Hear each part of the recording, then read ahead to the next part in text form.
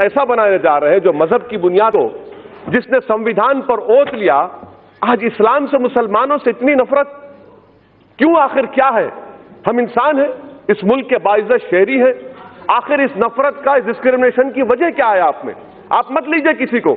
Madam, मैं ये क्यों कह रहा हूं बता रहा हूं। आप, मैं जानना चाहूंगा होम मिनिस्टर साहब से कि इस बिल को एनआरसी के नजर से देखने की जरूरत है। जो आसाम में एनआरसी हुआ मैडम, वहां पर 19 लाख लोगों के नाम नहीं आए।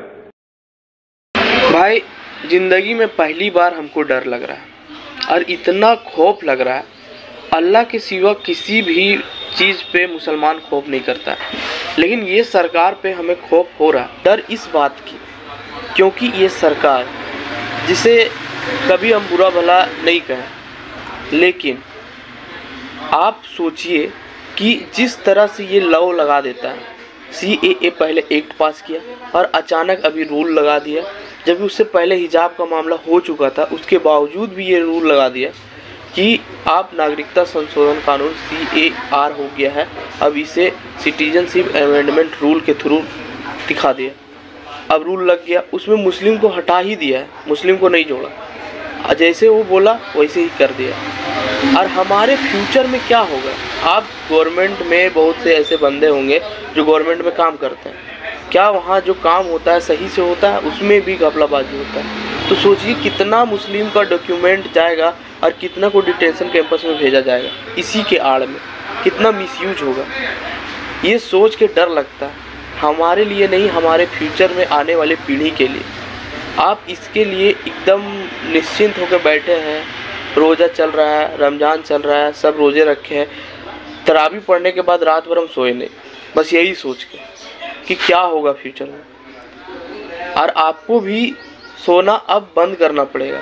जागने का टाइम आया, पढ़ने का टाइम आया और अपने हक के लिए लड़ने का टाइम आया। आप अगर नहीं लड़िएगा तो आपके लिए कोई नहीं लड़ेगा। आपको खुद समझना पड़ेगा।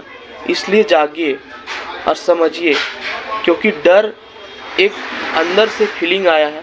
रमज़ान के दिन डर लग रहा है इस सरकार से, जिसने बिना किसी का परमिशन का, कुछ भी नहीं होता, वो अपने मन से जो रूल लगाना लगा देगा। उसके बाद आप झेलिए उस चीज़ को, और झेलिएगा।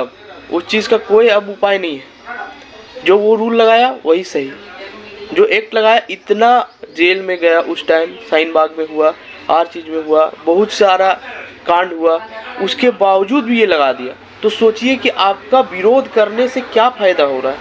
कोई फ़ायदा हो रहा है? कुछ करने से फ़ायदा हो रहा है? आपकी बात नहीं सुनी जाएगी।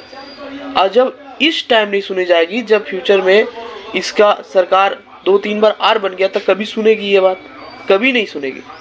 आप पोस्ट कर रहे हैं तो कोई भी आके आपको बोल दे रहा है कि आप मुसलमान हैं, आपका नाम देख लिया, आप पाकिस्तान जाइए। जब यहाँ का जनता जिसके साथ आप रहते हैं वो ऐसे बोल सकते हैं, तो फिर आप सोचिए गवर्नमेंट जिसको जो नहीं जानता है वो कैसे आपको अच्छा कहेगा?